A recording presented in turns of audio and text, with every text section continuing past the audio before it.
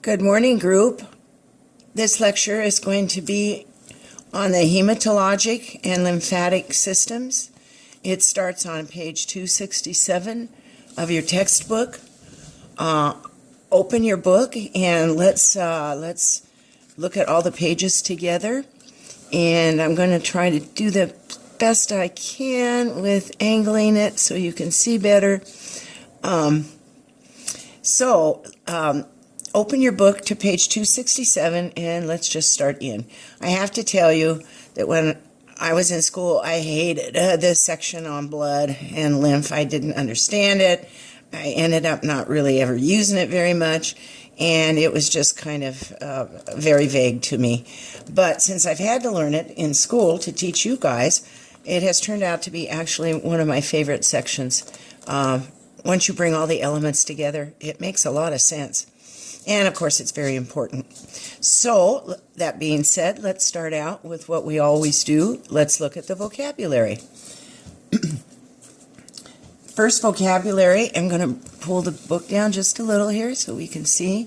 First vocabulary, starting out with hematologic, meaning the blood, and lymphatic, meaning the lymph system, and they are two separate systems. We're going to study the heme system first, and then the last thing we'll study is the lymph system.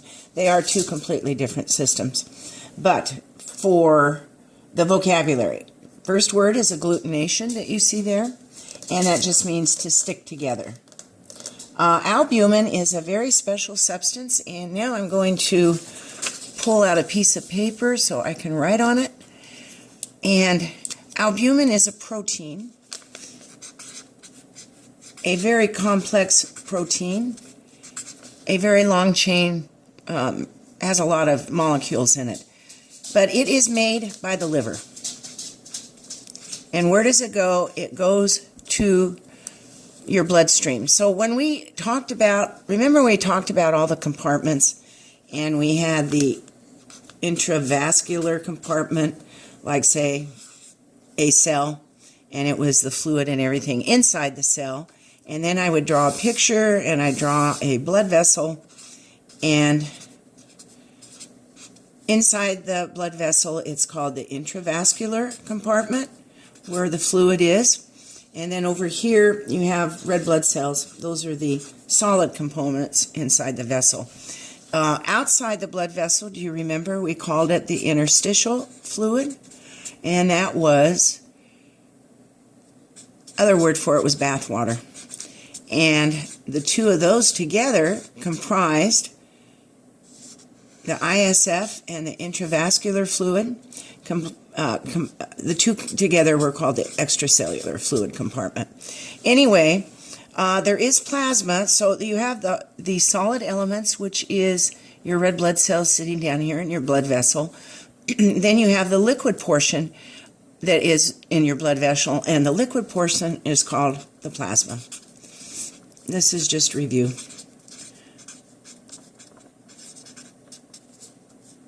Now, plasma is 90% water is what it is, and then it has other proteins in it, and glucose, and enzymes, and all those things we need to keep the body functioning. One of the main proteins inside the blood vessel, inside the plasma part, is a protein called albumin. And it is the main protein that maintains blood pressure.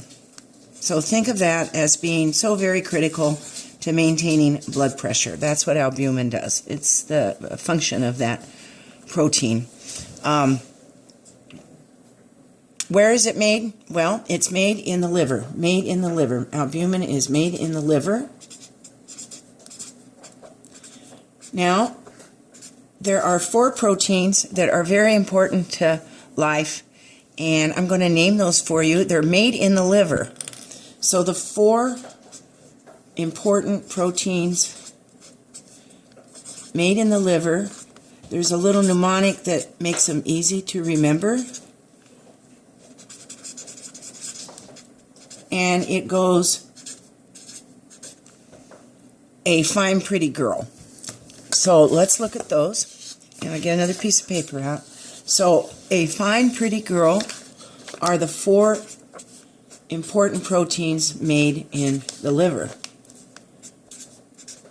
A fine, pretty girl. So the first one, the A, is for albumin. And albumin is the protein responsible for maintaining oncotic pressure. It's a heavy protein, a big protein, and it's responsible for water flow back and forth between the blood vessel and the interstitial fluid. It is the most important thing. Now, when we talked about fluid and electrolytes, I emphasized that sodium is the most important ion in the extracellular fluid. That is still true, and that is still responsible for blood pressure, but even more responsible for maintaining the fluid in the 2 compartments is albumin. When we talk about sodium being important in maintaining fluid distribution between the 2 compartments, we call it osmotic pressure because it's an ion. Now we have a protein that's also responsible for maintaining fluids in those 2 compartments, and it's called albumin. And when we talk about albumin maintaining those pressures, then we say oncotic pressure. So osmotic pressure just means you're talking about the sodium ion. Oncotic pressure means you're now talking about the heavy protein molecule albumin. So the first A over here, can you see? First A is albumin made in the liver. The F is fibrinogen made in the liver. And fibrinogen is important in clotting. P stands for prothrombin. And these 2, of course, are important in all the clotting stuff. The G stands for gamma globulin, or globulins. Let's just say globulins. So I taught you, hopefully, already that when you see the word globulins, what you say to yourself is the word antibodies.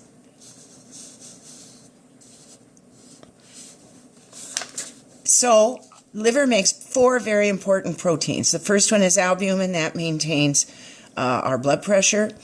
And the F is fibrinogen. The P is prothrombin. Those 2 are responsible for initiating clotting cascade and clotting of the blood. The G is the protein made in the liver that says globulins, which means antibodies. So there you go. You have the 4 proteins made in the liver.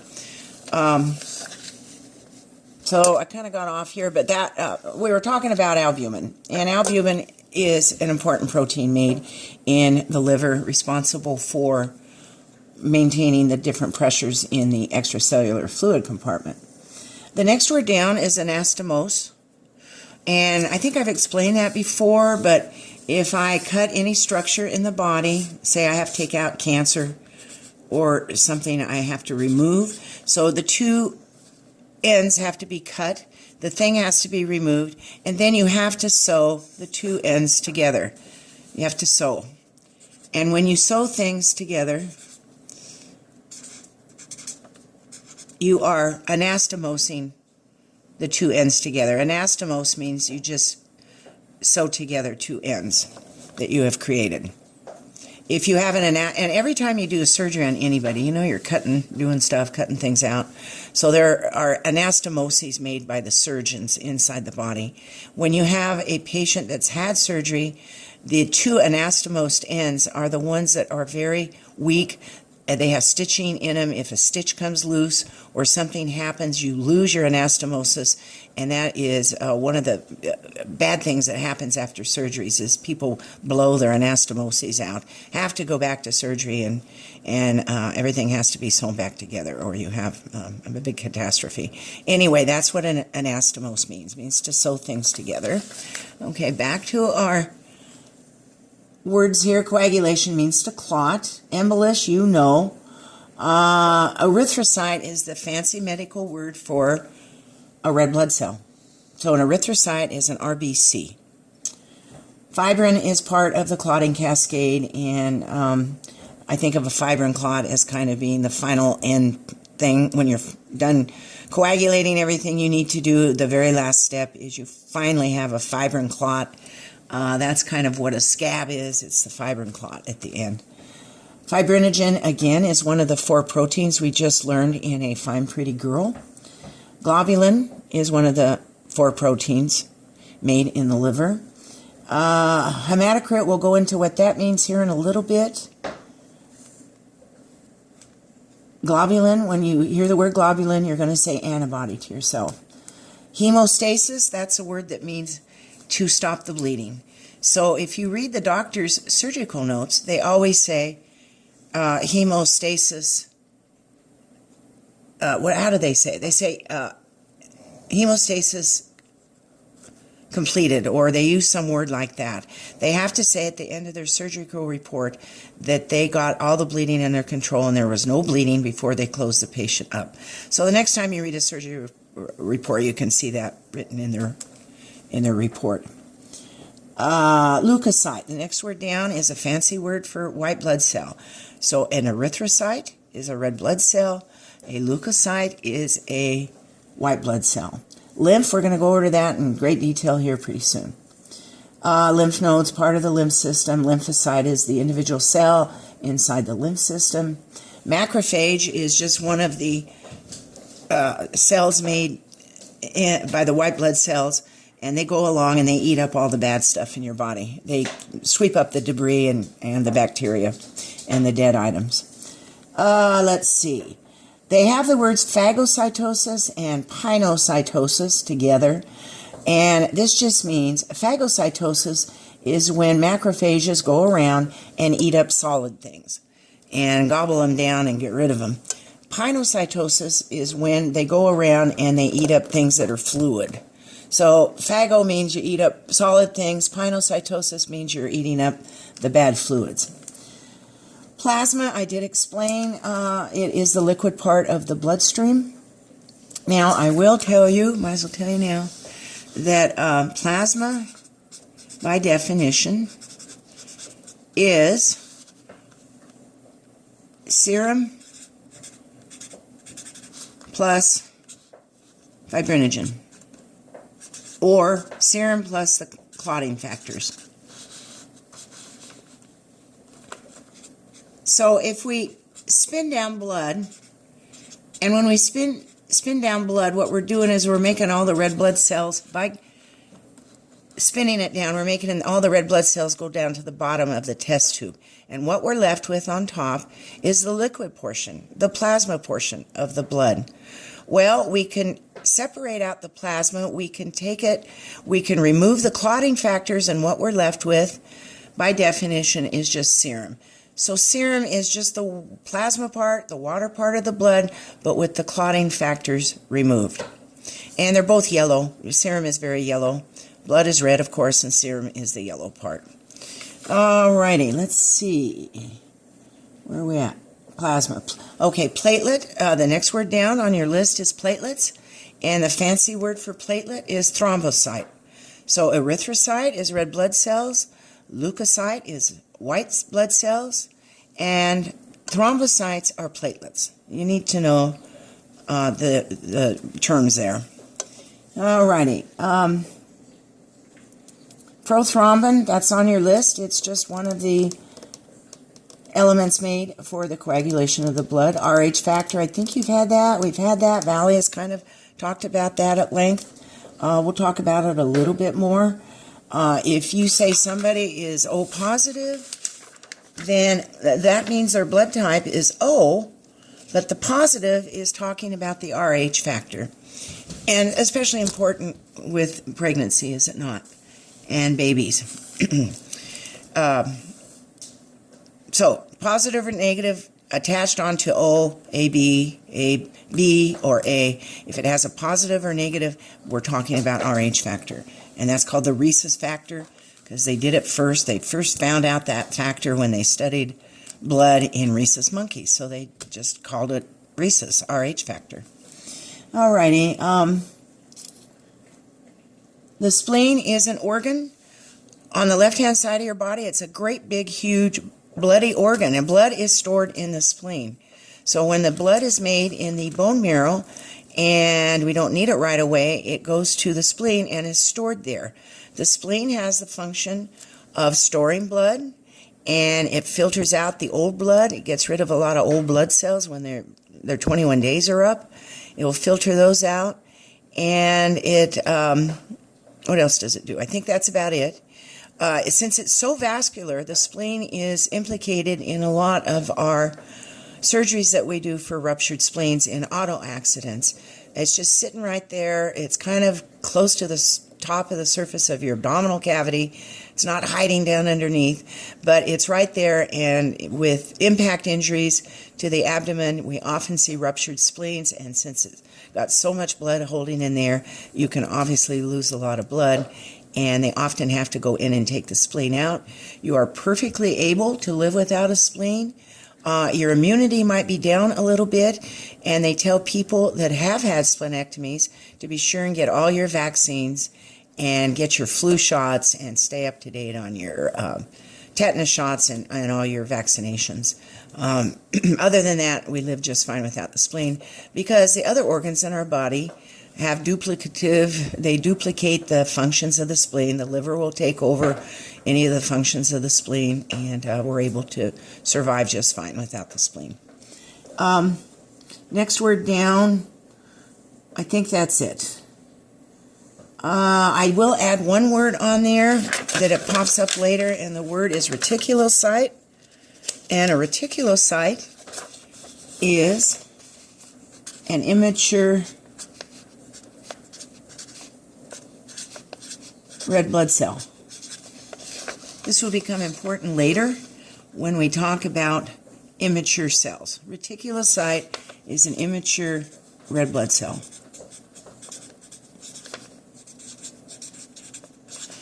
Okie doke, reticulocyte.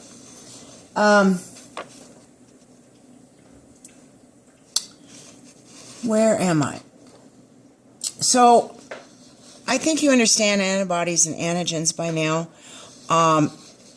Think of antigens as the foreign invader. They are outside the body. They're the things that come in that invade our body, the bacteria, the viruses, the fungi. They are the invaders. Those are the antigens. And then our body, in response, will try to mount a defense against them, and we do that by creating antibodies in our system to fight off the antigens. So antibodies are the things we make inside our body, and antigens are the foreign invaders that come in.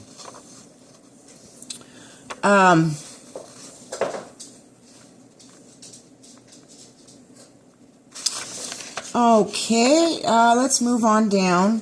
They give you all the functions of the blood. You can read this yourself. Obviously, delivers oxygen, important in carrying all the immunology things we need to fight infection. Blood carries nutrients, the glucose, and the enzymes, and the hormones. Oxygen carries away the waste products. It's important in coagulation. Removes waste, regulates the volume, maintains our blood pressure, etc., etc. Very important. Oh, acid base. Must not forget our acid base. Important in acid base. The lymphatic system, which we will just talk about more after we talk about the blood system, has three very important functions. And I guess I'll write those down for you right now. We'll talk about how it does this in a little bit. So, lymph system, number one, drains the ISF. So what's that mean?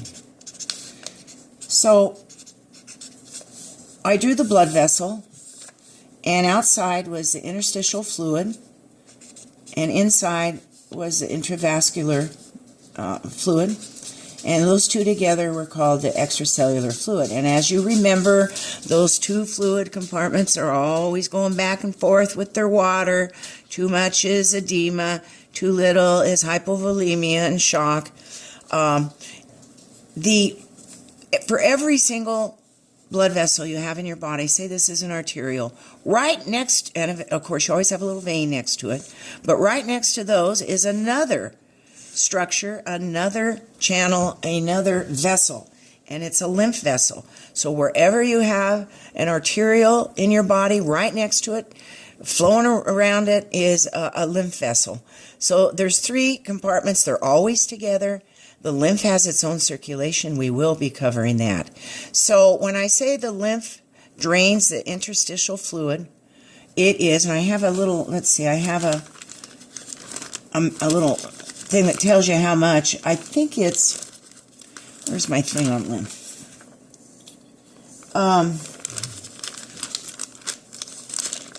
Sorry. Okay, here it is. This will blow your head. Every day, 20 liters of fluid is drained by your plasma. In other words, the plasma sends it back to the right-hand side of your heart and gets it circulating for processing. 20 liters. Of those 20 liters, 17 liters,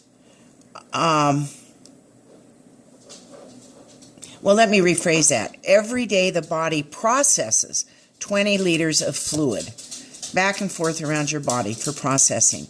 Of those 20 liters, 17 liters are handled by the plasma. In other words, the blood circulation inside your blood vessels. The blood goes back to the right-hand side of your heart, gets processed. But 3 liters a day is processed through the lymph system. So what I mean by that is, let me draw a little picture here.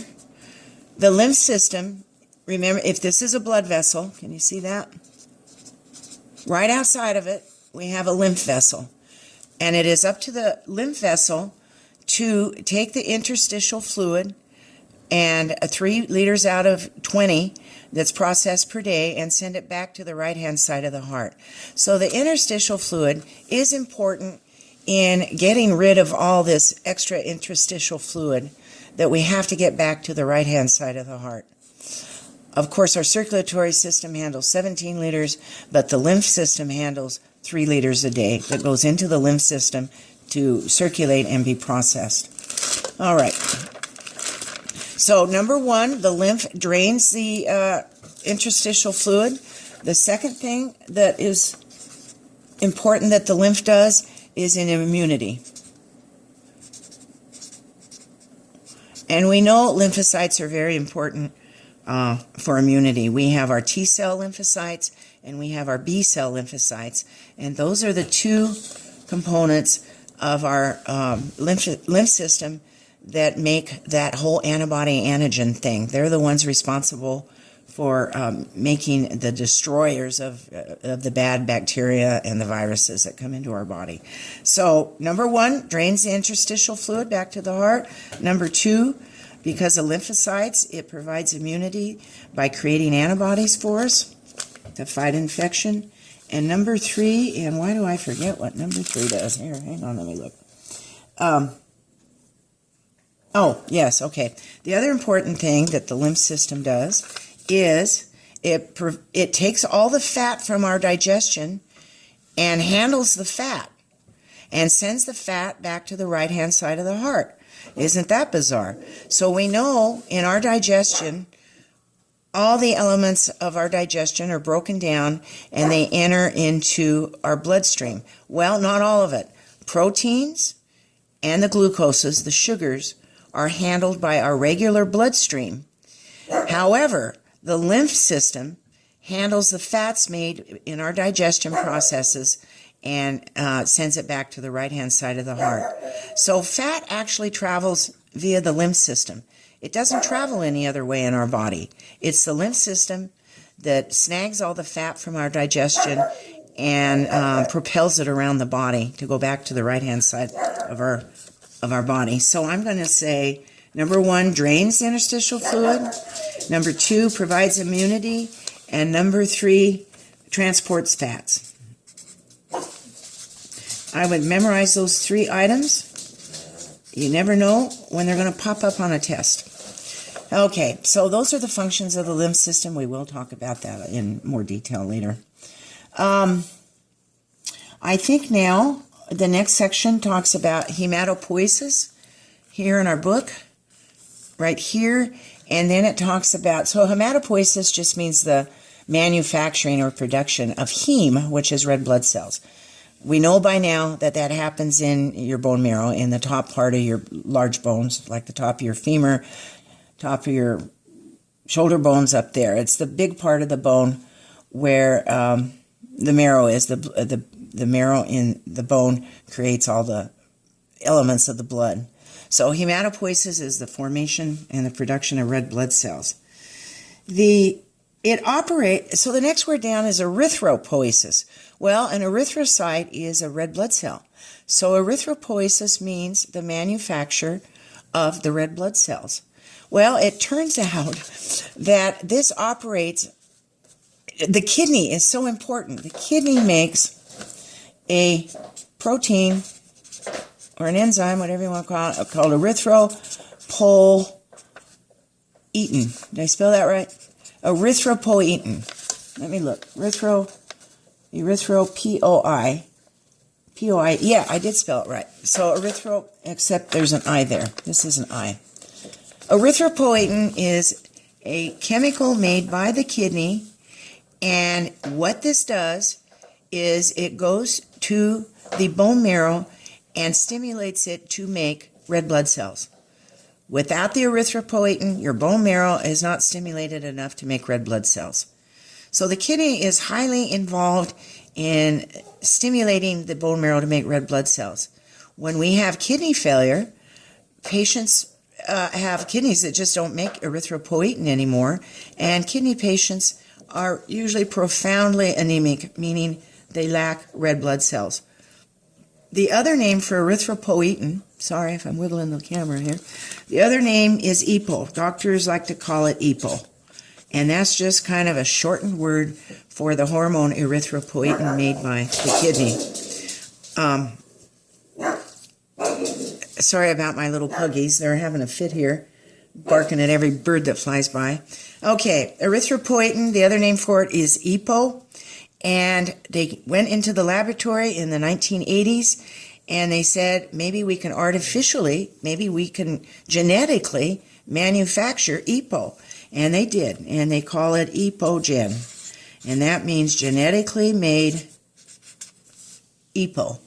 And it is an artificial erythropoietin. We now can give this to our kidney patients, and they are much less anemic. They never come back all the way to a really good hematocrit and hemoglobin, but they come back a long ways, and their anemia is much less, and they do much better when they're not anemic. So EPOGen is artificially, genetically made erythropoietin. All righty, let's keep going here. I think it's time I showed you the relationship with all these numbers. So the first thing I'm going to do is I'm going to put RBCs, that's the number of red blood cells, and that has a number, and it's like so many million per cubic millimeter. I usually ignore units, as you know I am wont to do. The next thing I'm going to write down here is hemoglobin, and the next thing I'm going to write down is hematocrit. And there is a relationship. These are all numbers, by the way, that come back on your lab results when you draw a CBC. They will give you these values. So for red blood cells, just take the number 5. That's the normal amount. We should have whatever it is, 5 million per cubic millimeter, whatever it is, whatever the units are. The normal number of red blood cells is 5, and that's how we talk about it. We just give the whole numbers. Now, if you multiply this number by 3, so 3 times 5 is 15. That is our normal hemoglobin. See that? Isn't that cool? All right, now we take the hemoglobin and we multiply that by 3, and that will give us our normal hematocrit. This is, sort of in round numbers. It's, I may be off by a fraction of a point, but doctors and nurses use this little math algorithm to figure these numbers. So if you are given, for instance, if you are just given the RBCs on your patient, and say you were told that their RBCs are 7, then you could do this little mental math calculation in your head, and you would say that means their hemoglobin is 21, and their hematocrit is what, 63, I guess. Okay. Anyway, you multiply by 3 to get the hemoglobin, you multiply by 3 again to get the hematocrit. If you are just given one value, you can figure the other two values by using this little math problem. Each gram of hemoglobin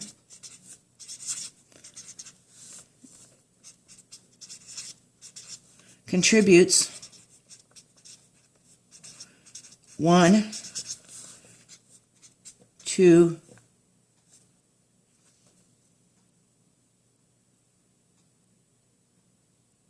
so let me think about this. I got to say it right. Each gram of hemoglobin is equivalent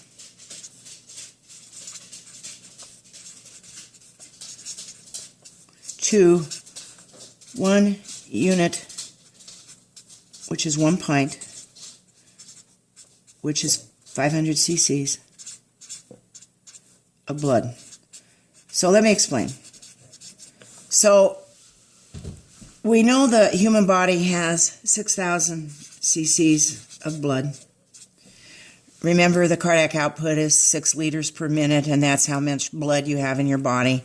So your entire bloodstream, one red blood cell starts out, and in 1 minute, if it starts out in the right atrium, in 1 minute that red blood cell will come all the way around and take its rightful place again in the right atria.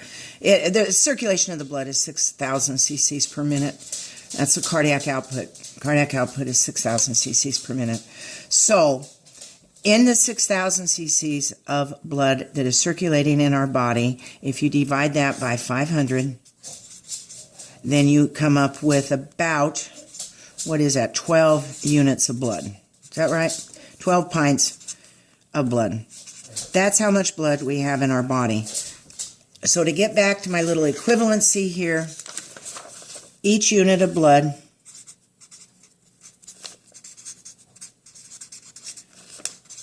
gives 1 gram of hemoglobin. So, for instance, let's take the number 12, since there's 12 units of blood in the body. If there's 12 units of blood in the body, and each unit of blood contributes 1 gram to the hemoglobin, do you see that the hemoglobin should be about 12? Sometimes we have a little more blood in our body. Men have more blood than women. Little women have less. Great big hunky guys have more blood in their body. So they may be up to 15. But that's an important correlation that, for instance, if each unit of blood contributes 1 gram of hemoglobin to this number up here of 12 to 15, I think I'll make that 12 for a small woman.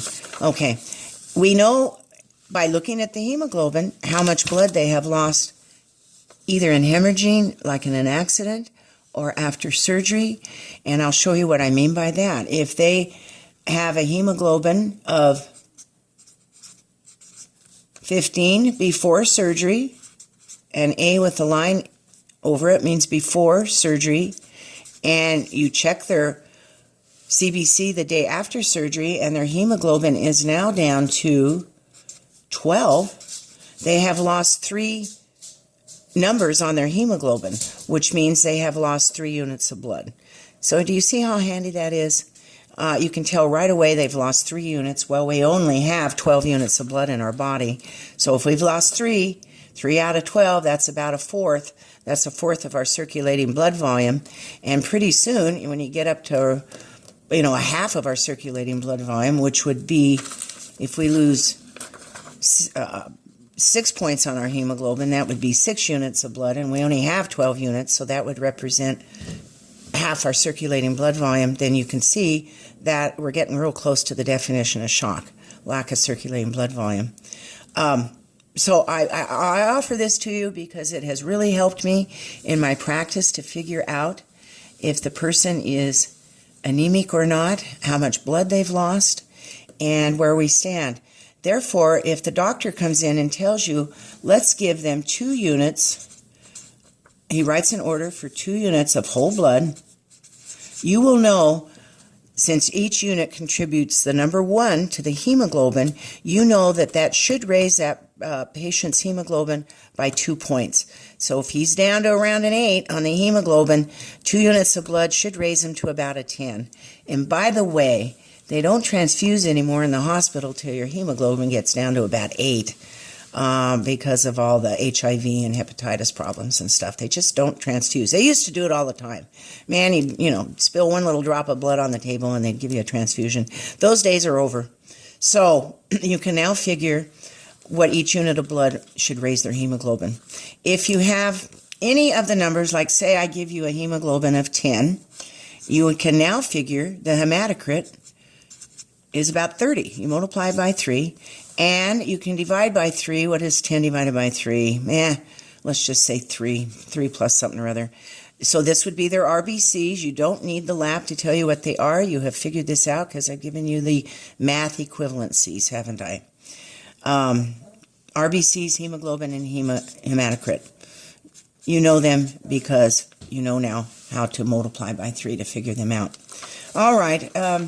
And I'll probably give you on your next test a little problem such as the person had a hemoglobin of 9 going into surgery. We transfused him after surgery with 3 units of whole blood. What do you expect his hemoglobin to be up with the transfusions? Something like that. Okay. Alrighty, keep going here. So I'm about ready to turn the page. If you have any questions on that, we can discuss it later.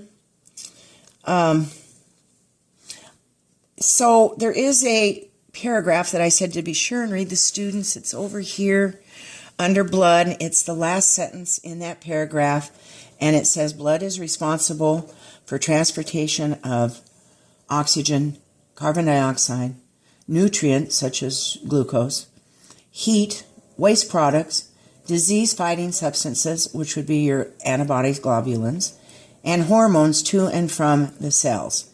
It helps regulate the pH, body temperature, and cellular water content. It contributes protection from blood loss and foreign body invasion. So those are all the functions of the blood. Okay, I'm going to keep on going here by turning the page. And where are we here? Can you see that? I'm trying to get it so we can see the page just right here. All right, the next page has the functions of the blood and the lymph. And a fine, pretty girl, it talks about the 4 proteins made by the liver. It talks about the 3 functions of the lymph that I have gone over. And let's see, erythropoietin, we covered that.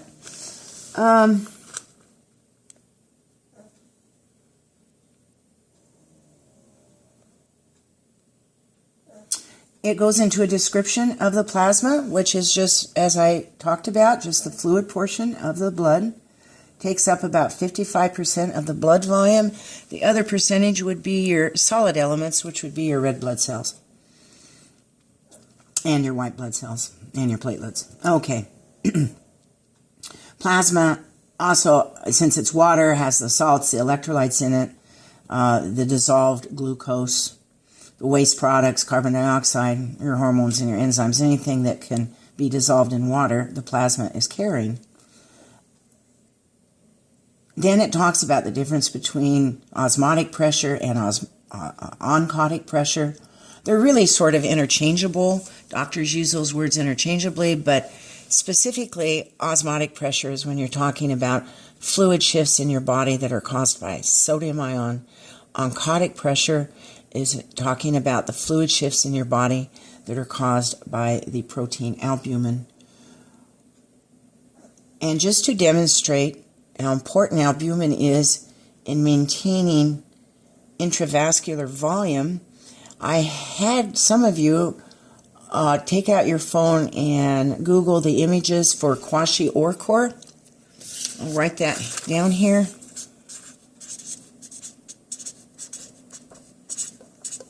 I believe that's how you spell it.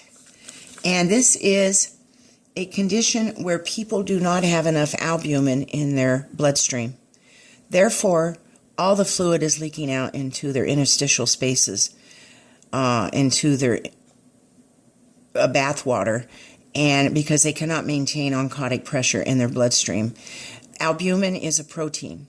When people cannot eat enough protein, like steak and all the protein that we eat every day, they're not able to make albumin. Therefore, they cannot maintain oncotic pressure, and the fluid rushes out into their interstitial spaces. Kwashiorkor is a condition, especially in people that have protein deprivation, not able to eat protein, and they get huge abdomens. They get the fluid has gone out into the bathwater and has settled into the ascites in their abdomen. Take a look at the pictures of the little kids in Africa that are suffering from kwashiorkor. They have they're starving.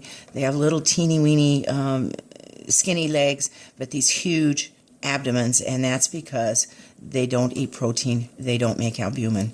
So take a look at that when you can. Okay, moving on here.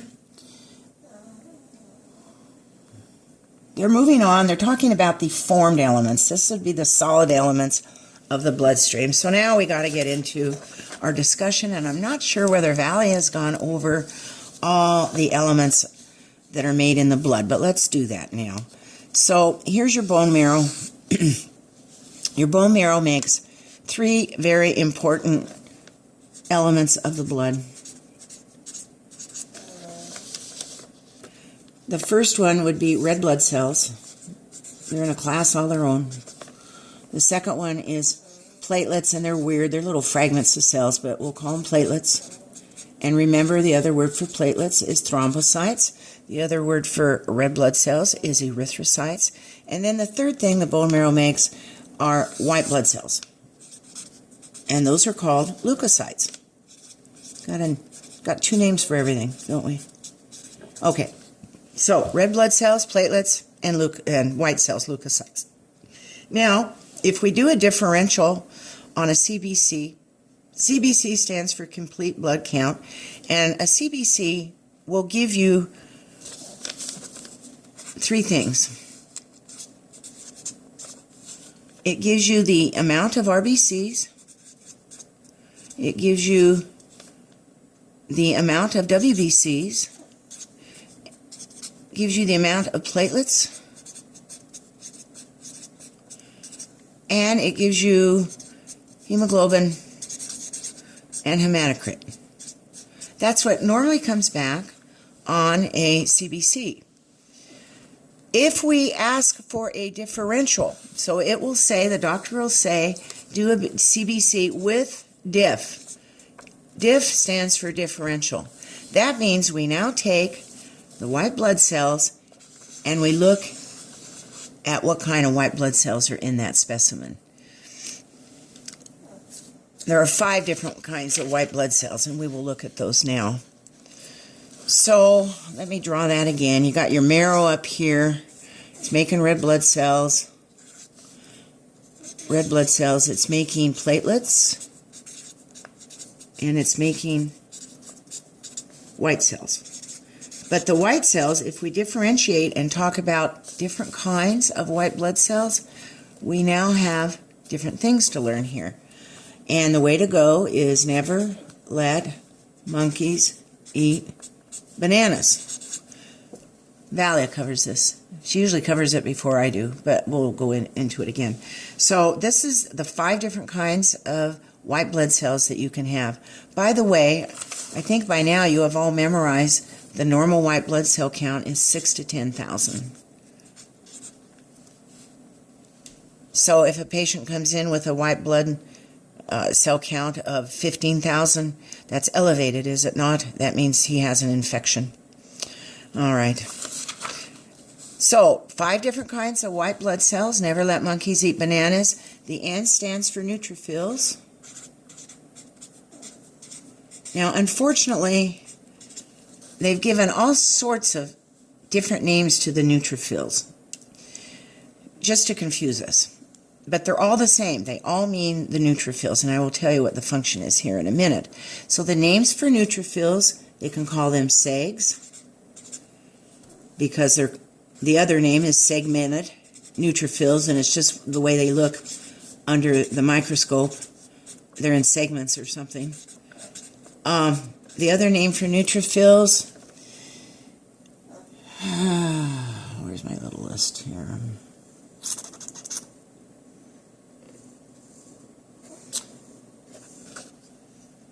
Yeah, hang on.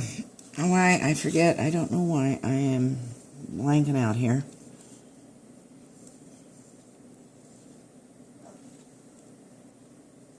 I'll come back to that. So, neutrophils, segs.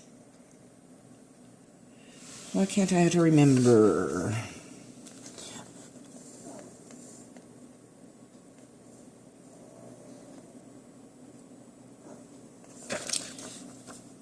Okay, I'll come back to that. I'm just blanking out on that. But there's 3 or 4 different names. They all mean the same thing. They all mean neutrophils. The L stands for lymphocytes.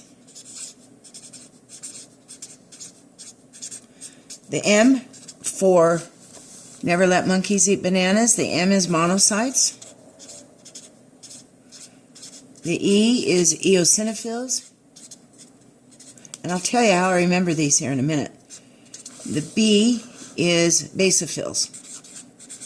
Never let monkeys eat bananas. So, neutrophils, they're the little workhorses for when we have infection. They rush out immediately. The bone marrow puts these out immediately. They rush to the site of the infection and they start eating them up. They phagocytize them. That's what they're there for. They come out immediately. They die in about 10 hours, and we're constantly making more. Very important. They're the fastest acting, the hardest working of all the never let monkey eat bananas, different kinds of cells. The lymphocytes are the ones that make the antibodies. We have our T cell lymphocytes and our B cell lymphocytes, and they're the ones that are responsible for getting into gear and making the antibodies that will eventually go and fight the infection. M for monocytes. I remember that one. You remember the disease mononucleosis? Well, they came up with the name of that disease, mononucleosis, because when they looked at the blood, they found a huge number of monocytes in people that had mononucleosis. Monocytes are, think of them as debris cleaners. They're the little garbage men. They run around the bloodstream and they clean out all the debris and get rid of it. And they're very, very high. Your monocyte count in mononucleosis is sky high. That's almost pathognomonic, by the way, for mononucleosis. So that's how I remembered. Monocytes clean up the dead cells. Eosinophils. Think of parasites when you think of eosinophils.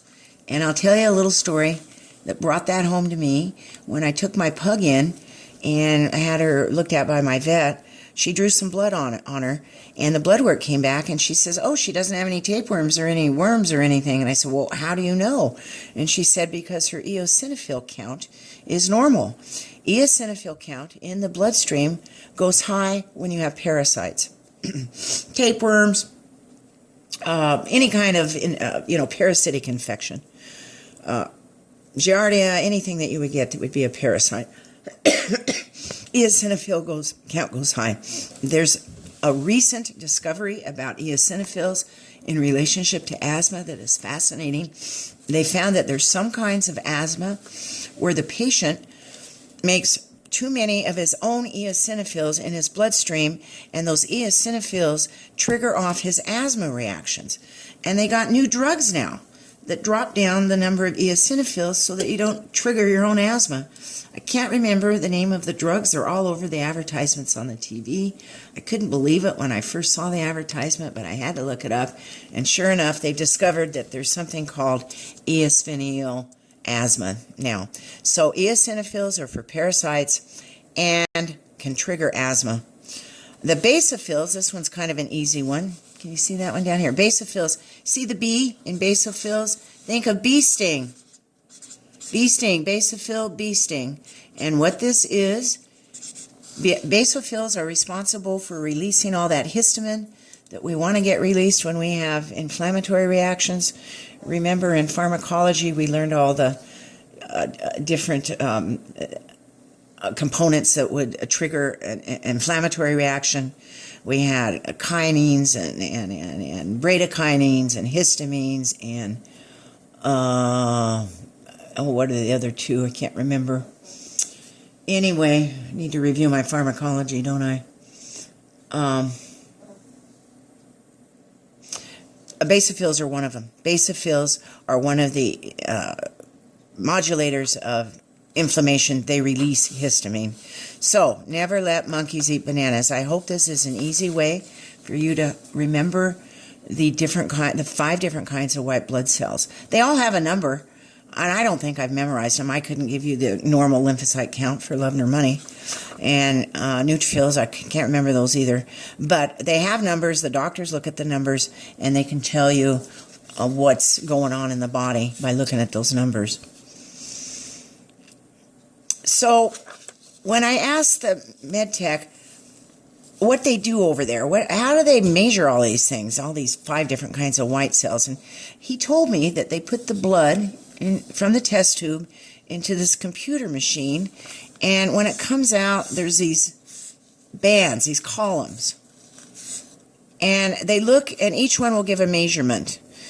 And this will be for the eosinophils, for instance. This will be for the lymphocytes. This will be for the neutrophils. And he told me if this whole thing is shifted to the left, we call it a shift to the left.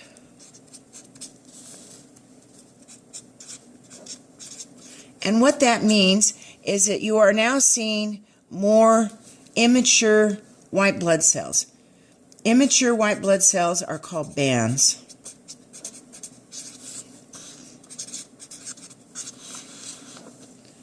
That's the name for immature. So when your body is being attacked by a bacteria, for instance, your bone marrow really kicks into gear and starts making tons and tons and tons of neutrophils. These are SEGs, neutrophils.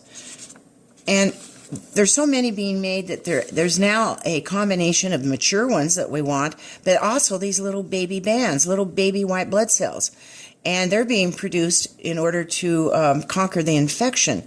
But what the med technologist sees over in the lab is he sees these columns being shifted to the left, and the bands will be over here, for instance, and he gives those a number. You shouldn't see bands normally. Shouldn't see bands. If you see bands on your differential white count, then that means that your bone marrow is making all sorts of baby white blood cells. And they're going to kick them out just as fast as they can.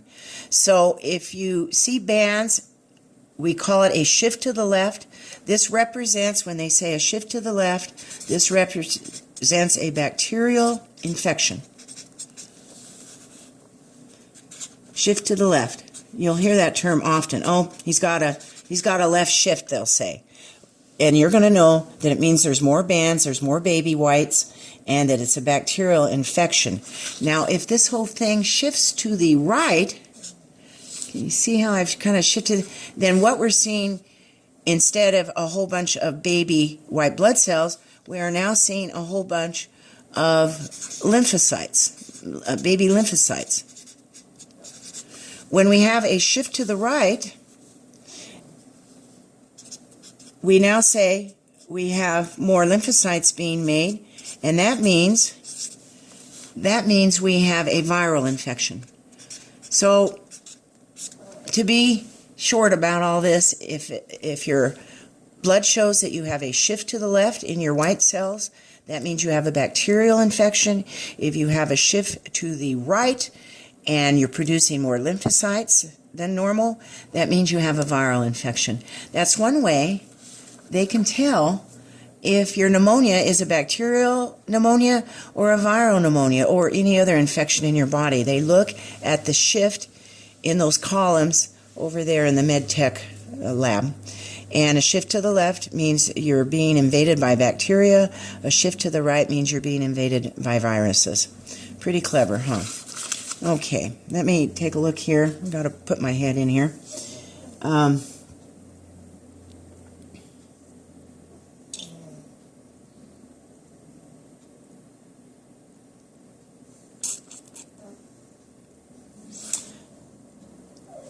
The red blood cell, let's draw a red blood cell. Pretty good red blood cell, huh? By the way, there is no nucleus in a red blood cell.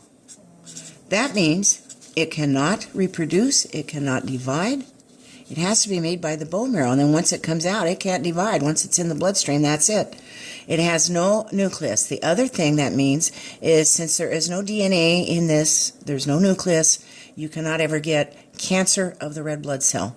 The only purpose of a red blood cell is to carry hemoglobin, to carry the iron on the hemoglobin, to transport blood. That is the only function of a red blood cell, is to transport oxygen on the hemoglobin.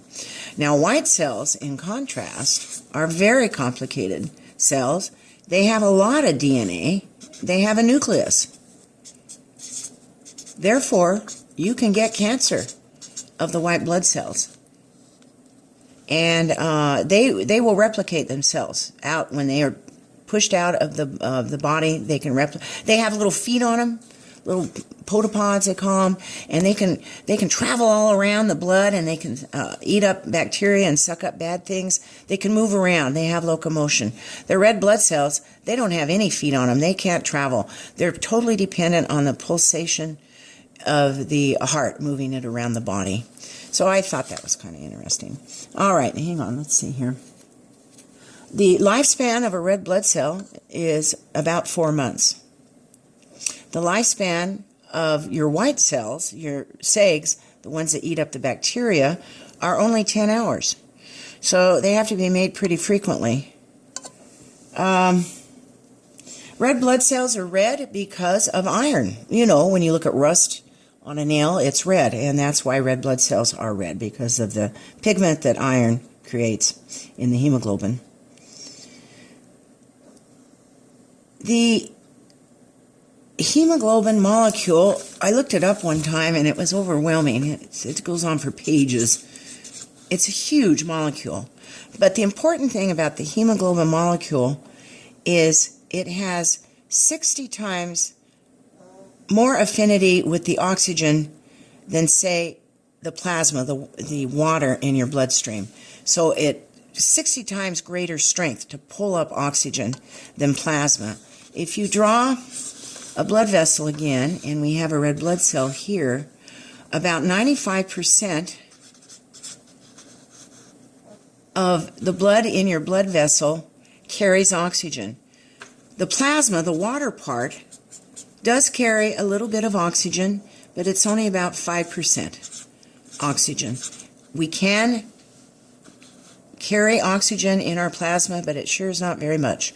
That is the purpose of a hyperbaric chamber. It literally pushes oxygen into the plasma so that hopefully maybe we can get that 5% up to, oh, I don't know, 8%. That's the purpose of hyperbaric, is to push oxygen into the plasma, not to push oxygen into the red blood cell. These are already fully 95 to 100% oxygenated already.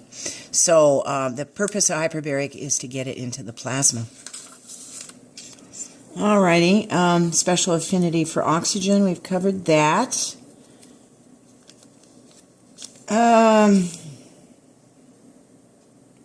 The lymphocytes on the Never Let Monkeys Eat Bananas.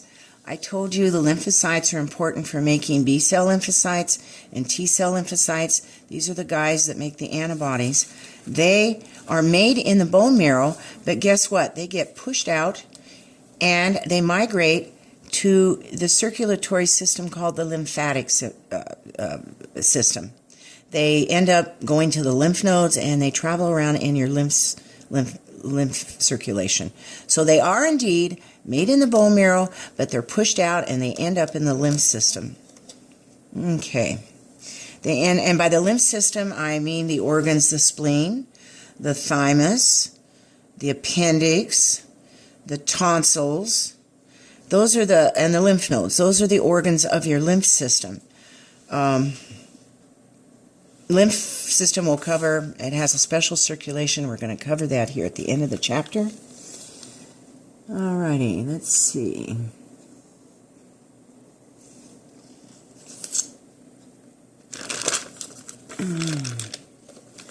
Okay, I'm turning the page. I'm now on page 270. Functions of red blood cells. I think you know all this stuff. Yeah, they had some functions I'd never heard of. They can experience stress and they can be released. And when